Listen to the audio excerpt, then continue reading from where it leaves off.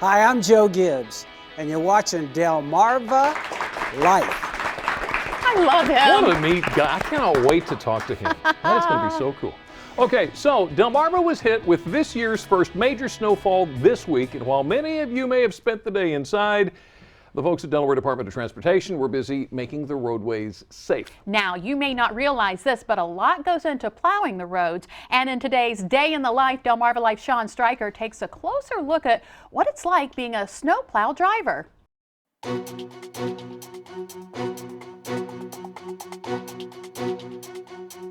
As pretty as snow can be to look at, it can be equally as ugly to drive in. Fortunately, there's a group of people out there working tirelessly to keep the roads clear. But their work begins well before the first snowflake hits the ground. As soon as we start to get forecasts from the National Weather Service, typically here in Delaware, our forecasts are kind of iffy until right before the event. So we try to wait as long as we can before making plans for staffing and things. But like for this event, we got ready as soon as we heard. Jim Westhoff is a spokesman for the Delaware Department of Transportation. He says keeping the roads free of snow and ice all starts with preparation. Well, the first thing we have to do is make sure that our equipment is ready. We spend, the days before an event, making sure that our plows are ready, the blades, everything, and we also make sure that we have enough supplies like salt and fuel. Next, they pre-treat the roads with a mixture of salt and water, known as brine, to help delay the accumulation of snow. Once the snow does start to stick, they shift their focus to plowing. Our first focus is the primary roads, the 4-lane highways, and the major east and west routes. We make sure that those roads are passable before we go to any of the minor roads. Jim says they do it this way so people don't get a false sense of security. The reason we do this is because the primary roads need to be passable, because if we clear the back roads, someone could leave their home, go out, and then get stuck on Route 13, for example.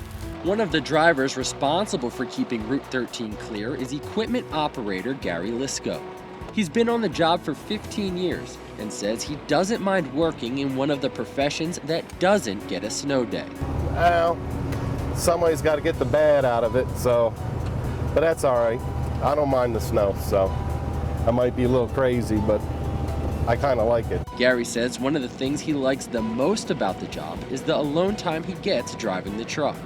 And while he says he really enjoys his job, there is one thing that can get a little annoying.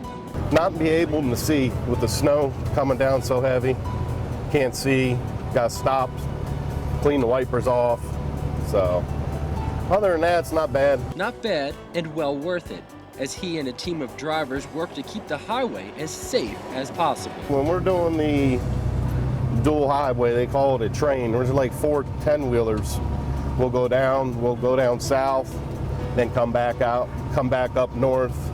And usually there's 4 trucks. There's 3 pushing to the right, and then the first one's pushing to the left. After the highway is cleared, the drivers move to the secondary roads, ones they're pretty familiar with. Our drivers have a particular section that they always plow, and that helps us a lot because they know exactly where all the manhole covers are. They know where the curbs are, so they know the places to avoid, and that's why they have special routes.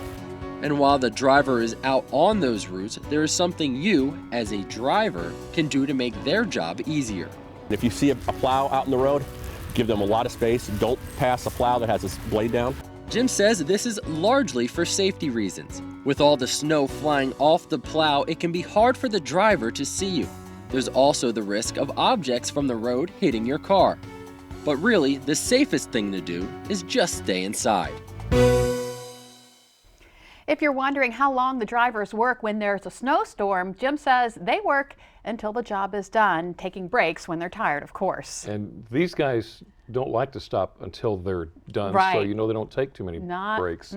Well, somebody else who hasn't seemed to take a break is Coach Joe Gibbs. From Super Bowl rings to Sprint Cups, he has a collection of both. He's going to join us next to talk about the 2 sports he loves and what it's really like racing around the Monster Mile. And later, food trucks that provide a quick meal at a decent price seem to be popping up all over the place.